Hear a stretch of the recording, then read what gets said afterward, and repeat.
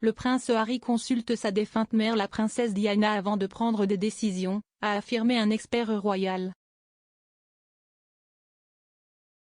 Le duc de Sussex a fait sensation lorsqu'il a quitté la famille royale et s'est installé aux États-Unis avec sa femme, Meghan Markle, en 2020.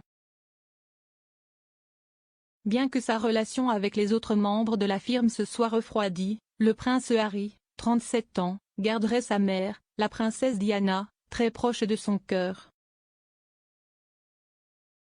L'auteur Andrew Morton, qui a écrit des biographies pour des membres de la famille royale, dont la princesse Diana et la reine Elisabeth II, a suggéré que le père de 2 enfants n'a pas oublié le personnage historique qu'il a élevé. S'adressant au podcast royal du Daily Mirror Pod Save the Queen, M. Morton a déclaré « Je pense que l'influence de Diana a duré plus longtemps que quiconque ne le pensait parce que ces porteurs de flambeaux dans la vie, William et Harry, ne l'ont pas oublié et ont organisé des concerts en sa mémoire. » Harry lui-même dit qu'il ne prend jamais de décision sans s'en référer à elle dans un sens spirituel. Elle a marqué un tournant dans le comportement de la famille royale et par son comportement a contribué à moderniser et à rendre plus humaine la famille royale. Donc, ce n'était pas de gros sacs à main, des gants blancs et des timides. C'était plus délicat qu'il ne l'avait jamais été dans le passé.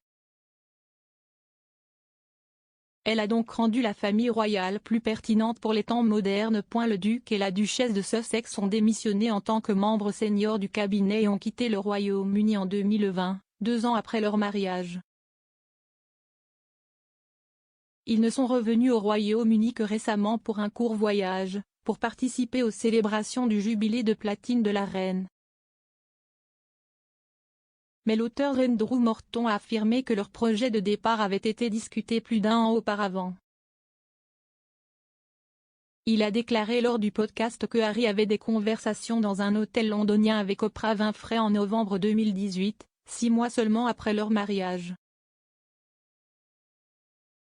Et d'ajouter, ils ont donc pensé assez tôt à une autre direction de voyage. L'ironie est qu'il avait reçu les clés du salon de première classe lorsque le prince Harry a reçu le poste d'ambassadeur de la jeunesse auprès du Commonwealth.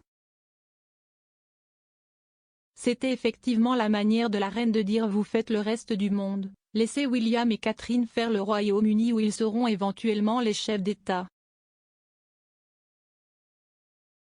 Un autre expert a affirmé que la famille royale avait été insensible envers le couple pendant le jubilé. Dans une interview avec le podcast Royal News, l'auteur royal Christopher Anderson a suggéré que le monde entier regardait et attendait de voir si les clôtures seraient réparées, si les Sussex se remettaient avec le reste de la famille. Il a ajouté, de ce point de vue, c'était un désastre absolu. Il est difficile de voir comment la famille royale aurait pu être plus insensible envers les Sussex. Ils ont été méticuleusement chorégraphiés à chaque instant pour être mis à l'écart et marginalisés. Si Harry est allé aux célébrations du jubilé de Londres dans l'espoir de réparer les clôtures, cela ne s'est pas produit.